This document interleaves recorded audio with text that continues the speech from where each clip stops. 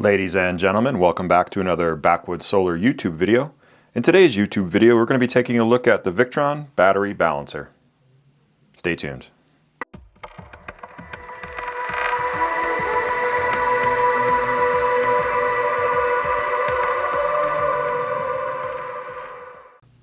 We're going to begin today's video by going over some of the connections and lights on this unit. We're going to follow that up with some wiring and use cases. And then we're going to have a discussion on why using a battery balancer, especially for series connected lithium, can be critical. Taking a look along the bottom here, you can see our connections for our batteries on the left. Essentially here we have our three connection points. So we have our outside positive and outside negative. And then we have our balance point or our midpoint here. Moving over here to the right, we have our reset terminals. This allows for alarm reset by shorting these two connections together. This can be done with any type of switch or toggle or any type of connection to allow you to reset an active alarm. These two outside connections are a normally open relay. They allow for a 1 amp load, maybe a light or buzzer. But again, this is only active when the system is in alarm. Over here on our right, we do have our LED indicators. We have a green on or standby.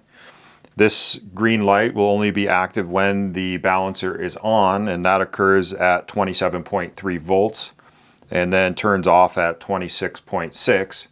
So you have to be within the active balancing range voltage for this unit to get the green light. Down below that, we have our indicators to show if the unit is actively working or if we have an imbalance on our two strings of batteries, or if the deviation between the strings or batteries reaches beyond 0.2 volts, we will go into the active alarm mode and this relay will be latched and any buzzer or light will be activated until we short out this reset terminal. So to recap the function of these lights here, we have our on standby light. This green light will only be illuminated when the balancer or battery voltage is above 27.3. Below those are orange indicators here. These will indicate a deviation on our upper or lower string that is beyond 0.1 volts. And then our alarm light will be active if either of those strings deviation goes beyond 0.2 and then automatically goes out of alarm when that deviation recovers to 0.14. If you wanted to get a better understanding about how this battery balancer works in real-world conditions, Victron has put together a demo on their website, and I will link that in the description. This demo can be either launched via a browser or loaded onto your phone as an app. Those instructions are included in the link. But this balancing demo allows you to simulate imbalances across a bank and then watch the Victron battery balancer respond to those voltages and actively balance them out. The Victron battery balancers can be used on either series connected 12 volts for 24 volt systems, as well as series connected 12 volt for 48 volt systems.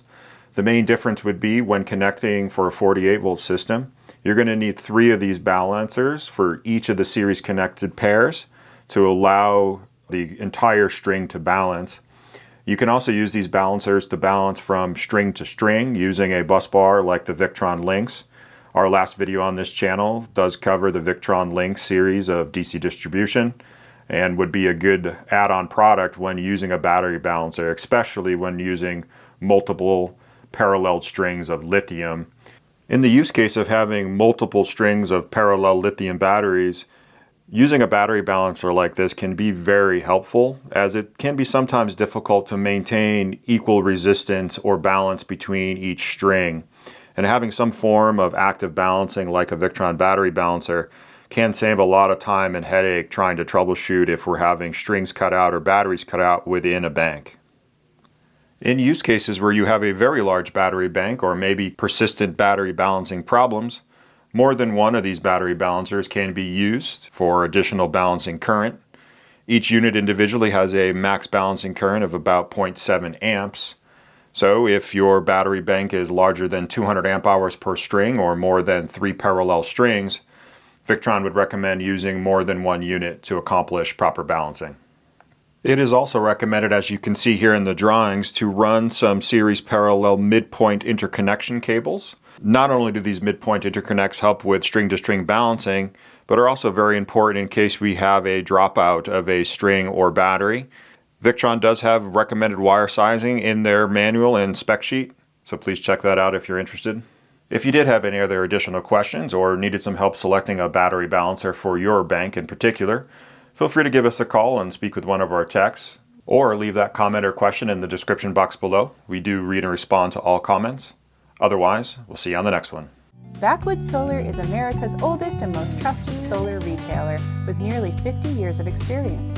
Head over to our website, backwoodssolar.com, to get a free copy of our planning guide.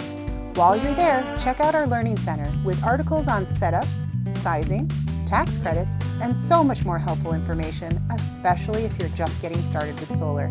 There are also links provided in the description.